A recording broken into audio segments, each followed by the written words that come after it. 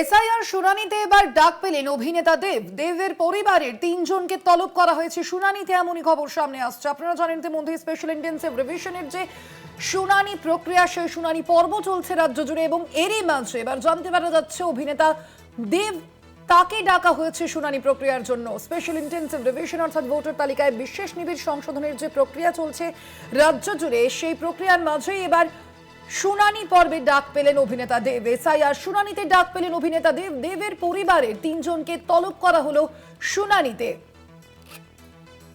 Special intensive রিভিশনের শুনানিতে এবার ডাক পেলেন অভিনেতা দেবের পরিবারের তিনজনকে তলব করা হয়েছে শুনানিতে বলেই জানতে পারা যাচ্ছে। স্পেশাল ইন্টেন্সিভ রিভিশন অর্থাৎ ভোটার তালিকায় বিশেষ নিবিড় সংশোধনের যে প্রক্রিয়া চলছে রাজ্য জুড়ে, এবং এই প্রক্রিয়ার মাঝেই এই শুনানি পর্বেই এবার ডাক পেয়েছেন অভিনেতা দেব। যদিও ঠিক কি কারণে তাকে ডাকা হয়েছে তা এখনো পর্যন্ত জানা যায়নি। দেবের পরিবারের তিনজনকে তলব করা হয়েছে এই শুনানিতে, এবং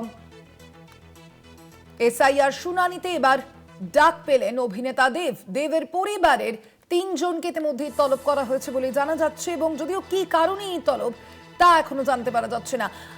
এ বিষয়ে আরো বিস্তারিত জানাবো। আমাদের সঙ্গে এই মুহূর্তে ফোন লাইনে রয়েছেন ডিজিটাল হেড অর্পণ ঘোষ। অর্পণ দা, ঠিক কি কারণে দেবকে ডাকা হলো শুনানির জন্য?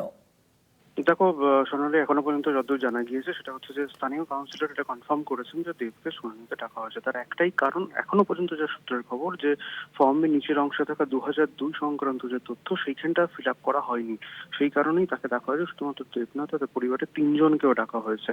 পাশাপাশি যে আবাসনে দেব থাকেন তাদেরকে, তার সেই আবাসনে অনেককেই ডাকা হয়েছে। তার একটাই কারণ, এখনো পর্যন্ত জানা গিয়েছে যে ফর্মের নিচের অংশে থাকা 2002 এর যে তথ্য সংক্রান্ত লিক সেটা পুরোপুরিভাবে ফিল আপ করা হয়নি, এটা আপাতত জানা গিয়েছে। তবে আরেকটা বিষয় তোমায় জানিয়ে রাখি যে আজকে মোহাম্মদ সামির শুনানিতে ডাকছিল। মোহাম্মদ সামি যেহেতু খেলছেন, তাকেও তিনি আসতে পারেননি, এবং অন্যদিকে আজকে অভিনেতা কৌশিক বন্দ্যোপাধ্যায় এবং লাবণী সরকারও কিন্তু শুনানিতে এসেছিলেন। তবে দেবের বিষয়ে যেটা তথ্য সেটা আপাতত ওইটুকু জানা গিয়েছে। তবে আপাতত এ বিষয়ে বিস্তারিত ভাবে কিছু জানা যায়নি, দেবের প্রতিক্রিয়া জানা যায়নি, এবং দেব যাবেন কিনা সে বিষয়ে কিন্তু এখনো পর্যন্ত কোনো তথ্য আমাদের কাছে নেই। স্বর্ণালী, অর্পণ দা, স্থানীয় কাউন্সিলর এ বিষয়ে কি জানিয়েছেন?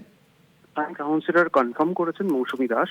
তিনি পরিষ্কারভাবে জানিয়ে দিয়েছেন যে হ্যাঁ, শুনানিতে ডাকা হয়েছে, এবং 2002 সালের তথ্য সংক্রান্ত যে বিষয়টি, সেই বিষয় পুরোপুরিভাবে ফিল আপ নেই বলেই তাকে ডাকা হয়েছে বলে তিনি জানতে পেরেছেন, এবং সে বিষয়ে তিনি দেবের সাথে কথাও বলেছেন। তবে তিনি যাবেন কিনা এখনো পর্যন্ত সে বিষয়ে কোনো তথ্য নেই তার কাছে। স্বর্ণালী, অর্পণ দা, আমরা দেখতে পাচ্ছি বারংবারই যে অভিনেত্রীরা তারাও কিন্তু এই যে শুনানির ক্ষেত্রে ডাক পাচ্ছেন, মূলত কোন কারণ সেক্ষেত্রে সামনে আসছে?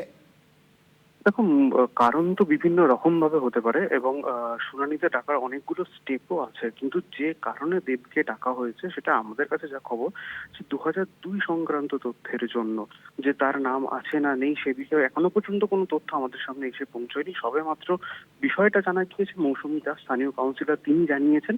তবে আরেকটু সময় লাগবে যে কেন ডাকা হয়েছে, কি বিষয়ে ডাকা হয়েছে, দেব আদৌ প্রতিক্রিয়া দেন কিনা, আদৌ যান কিনা, সে বিষয়টা আমাদের দিকে নজর থাকবে। স্বর্ণালী, ধন্যবাদ তোমায়। আমরা কথা বলছিলাম, আমাদের সঙ্গে ফোন লাইনে ছিলেন ডিজিটাল হেড অর্পণ ঘোষ।